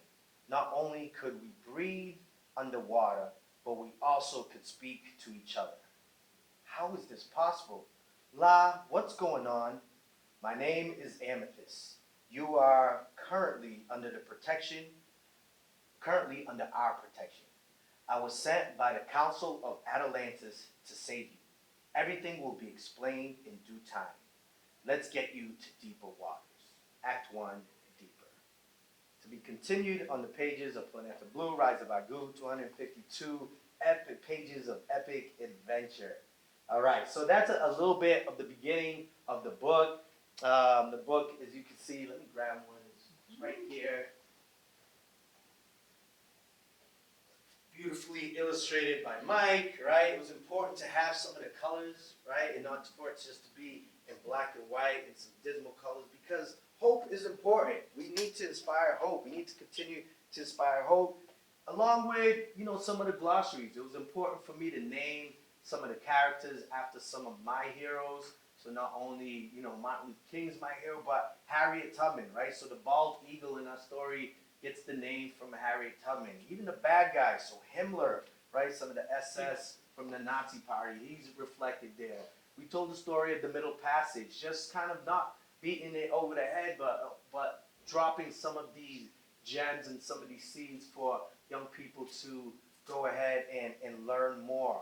Even Attenborough, right, is by the narrator David Attenborough, is what our fox is named there. So it was very, very fun to create this, to infuse some historical fiction, but also some history in the story of Planeta Blue, Rise of Agu.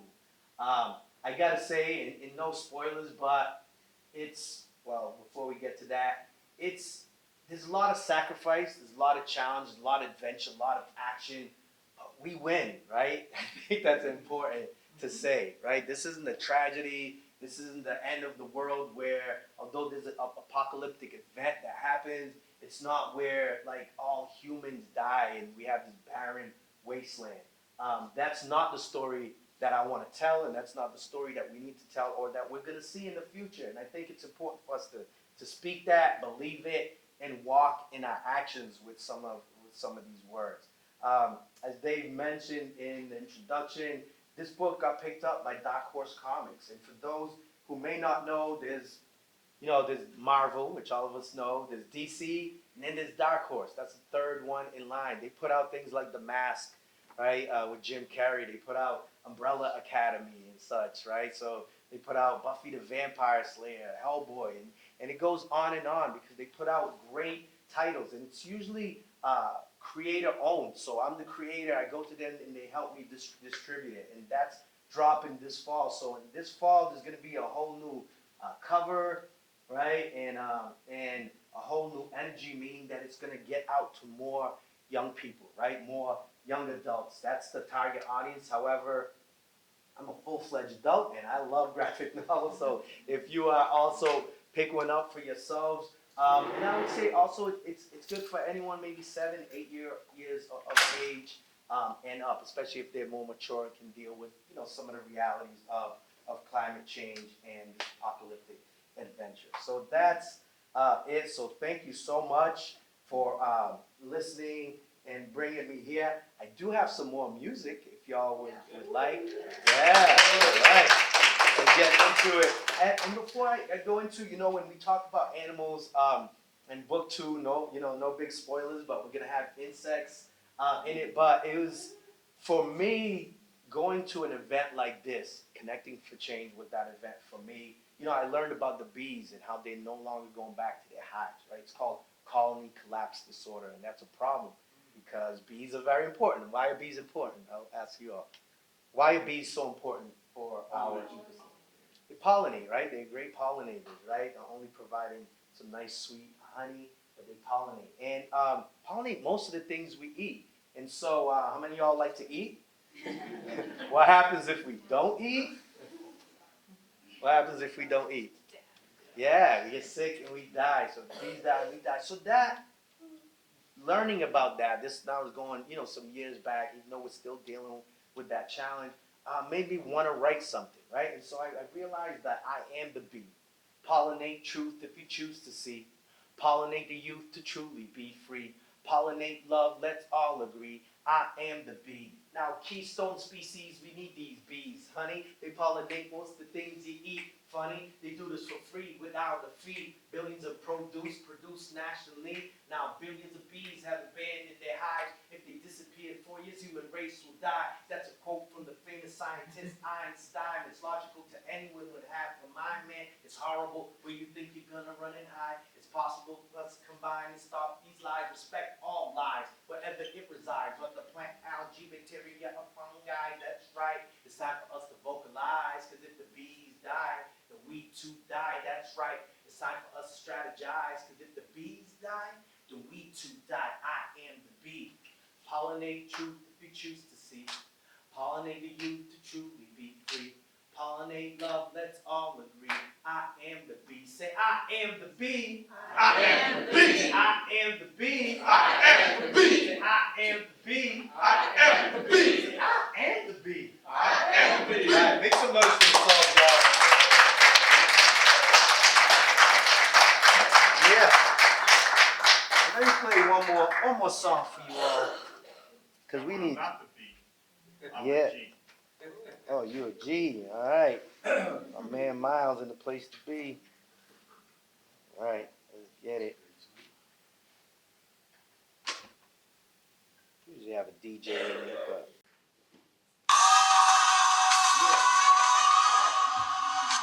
Everybody shine, be solar powered, speak your mind. That's wind power, move your H2O. Wind power, organize, people power. We got the soul power. Everybody shine, be solar powered, speak your mind. That's wind power, move your H2O. Wind power, organize, people power. We got the soul power. Photovoltaic, my energy so basic, so stated, so powered, so basic, co-created, synergy, we made it. Photocopy, correlated, and disseminated. Pass to the master in this class. Read for all magic, and we all get habit. We fasted, you fed your fat kid plastic. Reduce, reuse, recycle, good habit. Get on a diet before we start a riot. I'm a riot, laugh or keep quiet, meditate, keep silent. I seek the lines with natural lines activist, birds and bees. Baby, could you please stop looking at me that way? Actually, let's make love, not bombs. Do it for the cause and cause no harm. King's dream reborn, everybody shine. Be solar powered, speak your mind. That's wind power, move your H2O. Wave power, organize, people power. We got that soul power, everybody shine. Be solar powered, speak your mind. That's wind power, move your H2O. Wave power, organize, people power. We got that soul power. Say soul power. Soul power. Say solar power. Soul power. Say wind power. Wind power. Say people power. People Somebody power. say soul power. Soul power. Say solar power. Soul power. Say wind power. Wind power. Say people power. People power. Say love power. Love power. Say love power. Love power. It's that peace power. Peace power. That unity power. Unity. Peace, y'all. My name's Ted Bless. Thank you so much. Thank you. And let's stay connected, y'all. I know we live in a world where we can stay connected with with email, with phone calls, but also social media. So use it for the best possibility. So I'm on Instagram, Facebook, Twitter, Ted Blessed, and I'd love to continue the conversation because that's really what it's all about. And building community, as our previous speakers are talking about. It's always about building community, and I know we're gonna make it. We're gonna get through. All right, thank you, Dave. Give it up for this man right here.